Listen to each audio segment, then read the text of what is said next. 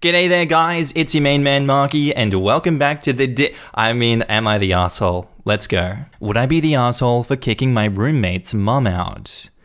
First things first, I have to say this is a pretty long history, so I'll try to resume it. So I'm currently studying at university and living with two of my classmates. I met them in first year, now I'm in third.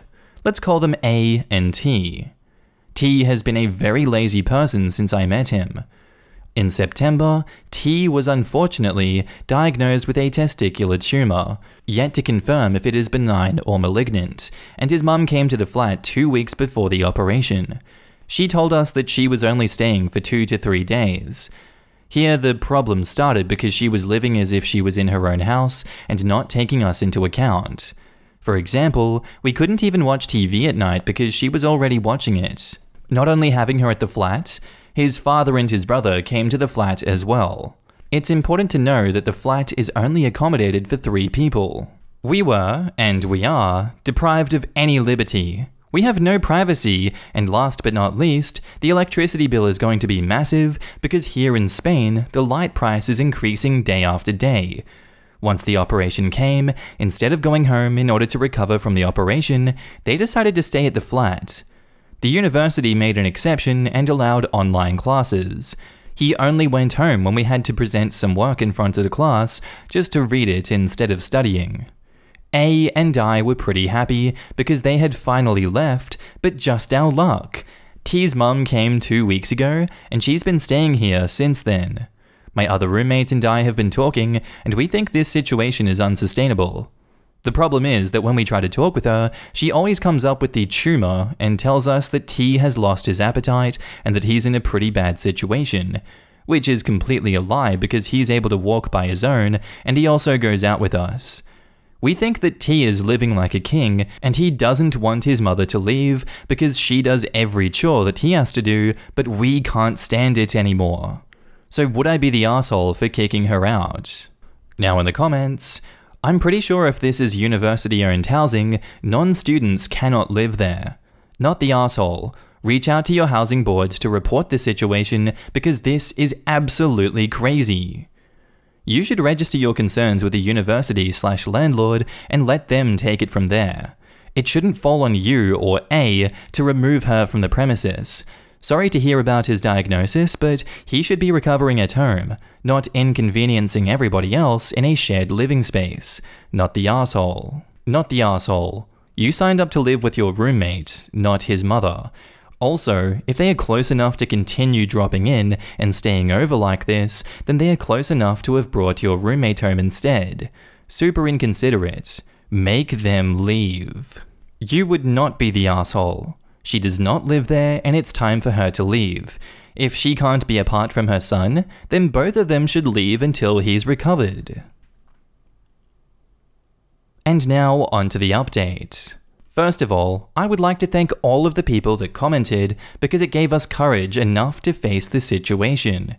As I talked with some of you, A and I decided to confront them on Friday regarding the week the post was made. We told them that we wanted the best for T, but if that involved his mum taking care of him day after day, they should go home, or we would be forced to talk with the landlord. We had talked with her before this conversation, and she told us that she could kick them, but A and I had to pay for the rest of the expenses. They told us not to worry because this situation was already finished, and supposedly T's mum was leaving, or so we thought. Without really knowing how, T's mum was at the flat again the following week. We were speechless and told them that this was enough and that we were calling the landlord at that same moment. They begged us not to do it and explained that this was an exception because T's final appointment with the doctor was on Friday. Take into account this conversation was on Monday.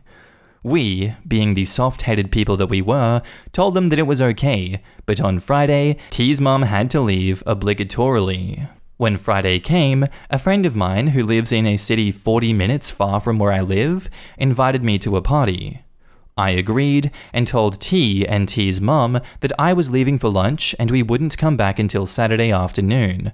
I really don't know why I told them this, but I did it. As I left, I told them not to forget what we talked about on Monday, and they told me not to worry. Something happened at my friend's party, which was nothing to do with T or T's mum, and I came back to the flat on Saturday, but in the early morning.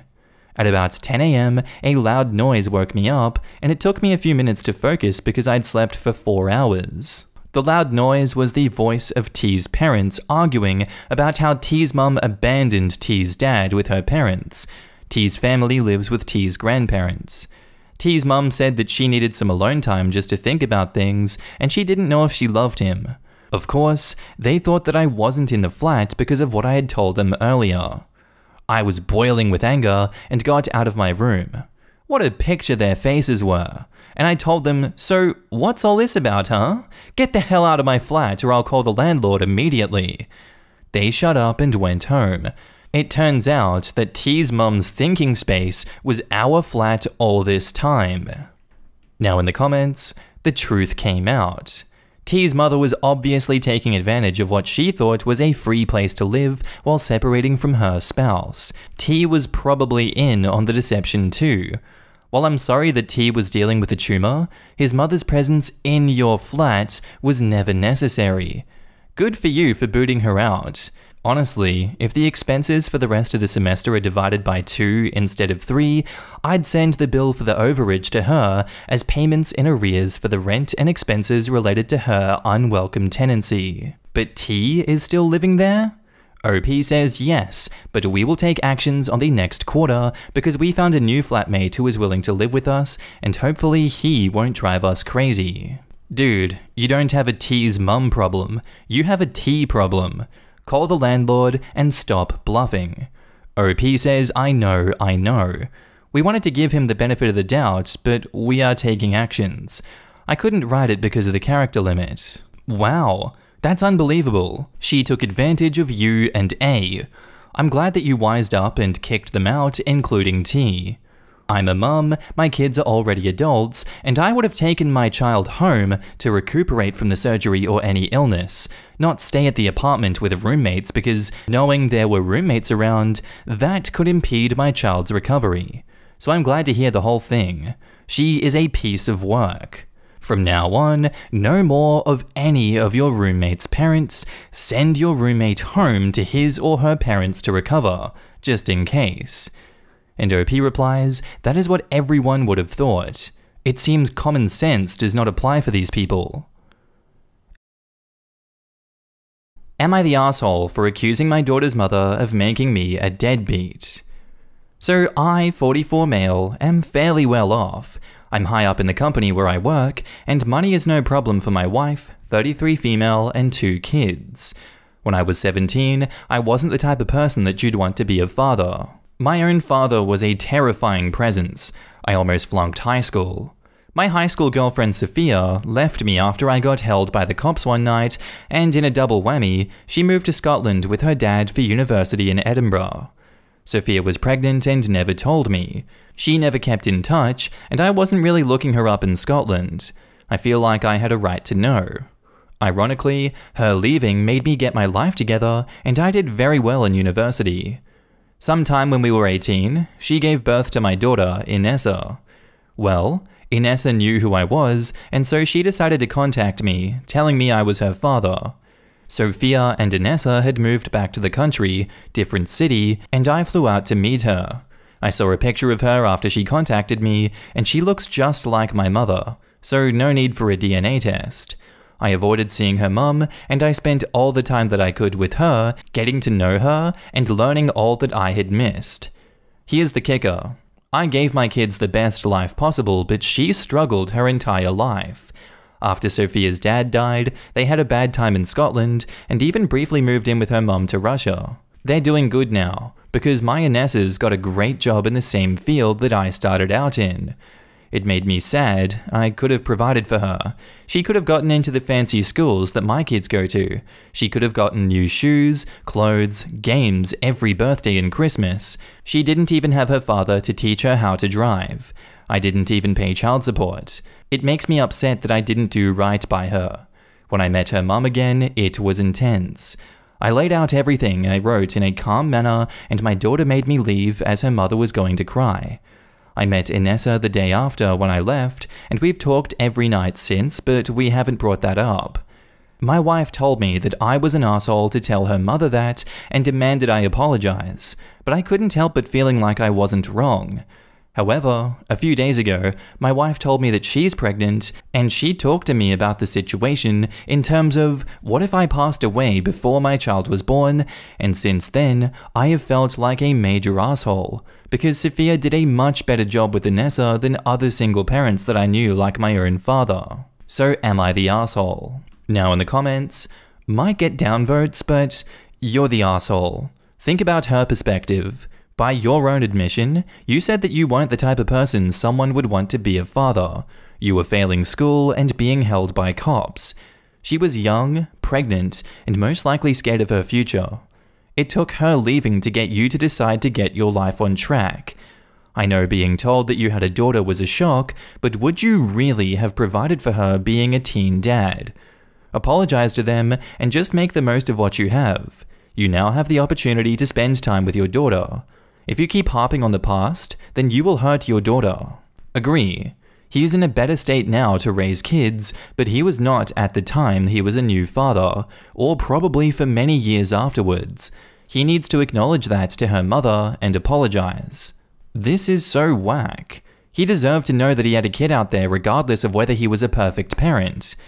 He really did. I don't know why people think he didn't. This is tough, and while I empathize with your situation, I think you're the asshole.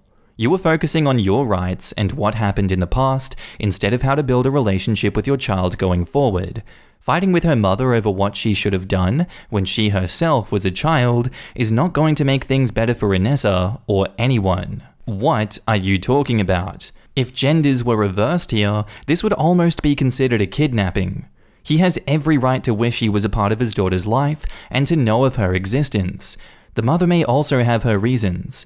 Not saying that she made the absolutely wrong choice, but shutting out a father from the life of his daughter was still a choice that she made, and these are the consequences. Not the asshole. She kept your child from you. What the hell is wrong with these comments? She intentionally kept your child from you. Years of their life that you'll never get back, that you never got to see. I'd be raging at that mum. She's cruel. And info, did Sophia have reason to believe that you were dangerous? OP says, not me, but around our neighborhood, my father was always kind of a boogeyman. He wasn't conventionally powerful or anything, but he was cruel, kept bad company, and was abusive to me, and always made Sophia feel uncomfortable. I think me getting held by the police kind of said to her that I would be no better than he was. Why would she have any impetus to ever tell you if all signs indicated that you were going to be exactly like your father? She probably felt it was safer never to talk to you than to have to deal with whatever version of you turning into your father that she imagined in her head coming at her for a shared custody and child visitation in another country. OP says, at the very least, she could have found out if I did turn out like him. She didn't even try.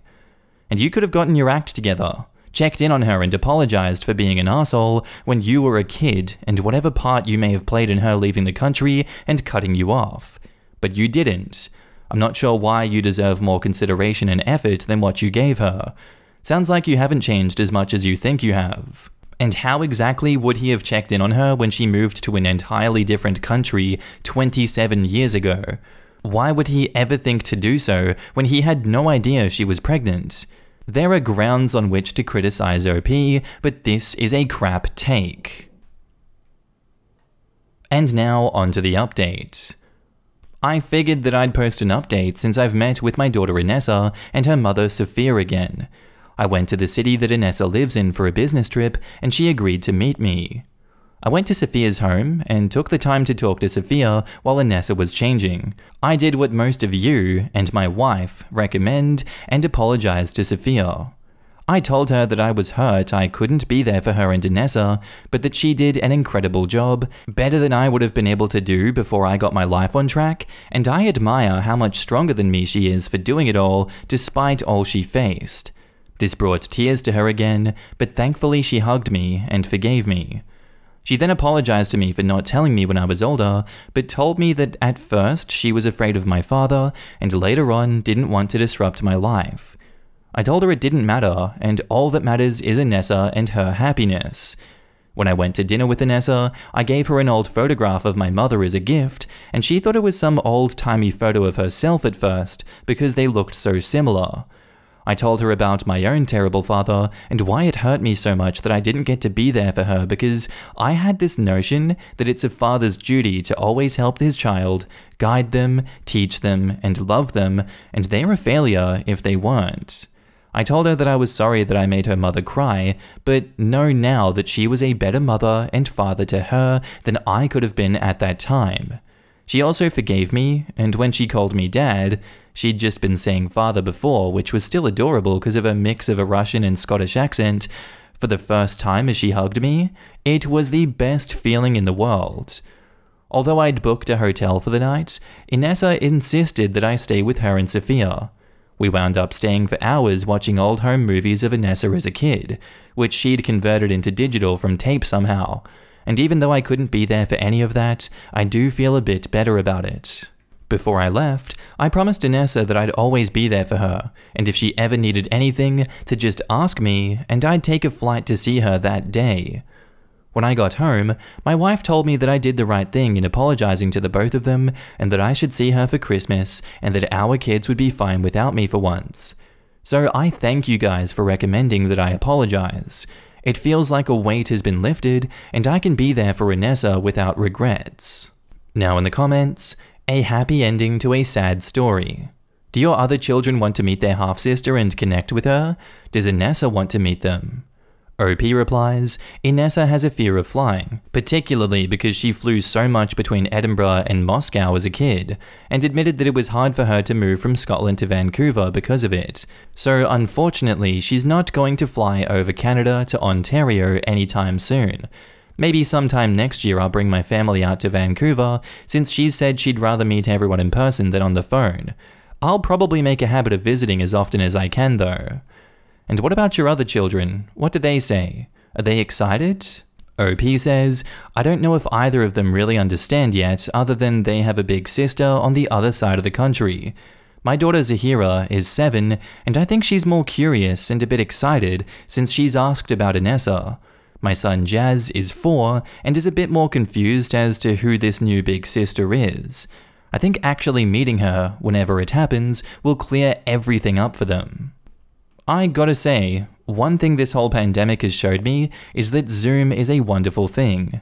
I have cousins in Australia, Boston, and Arizona, and with enough good monitors and cameras and connections, their toddler kids have been playing together and getting to know each other. Not as good as hugging each other and everything, but when they did finally meet, they actually knew each other. So, just saying, it's not too soon for them to meet, even if it's not in person.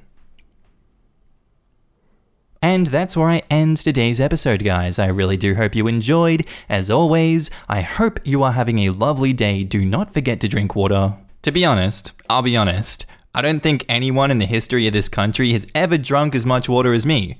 I don't. I really don't. People always come up to me and they say, wow, you drink so much water. So much water. It's incredible. It really is. And you know what I tell them? I tell them, no one does water like me, that's for sure. So if that hasn't inspired you guys to drink some water today, I don't know what will. I hope you have a good day, night, sleep, whatever you're up to, and I'll see you in the next one. Bye.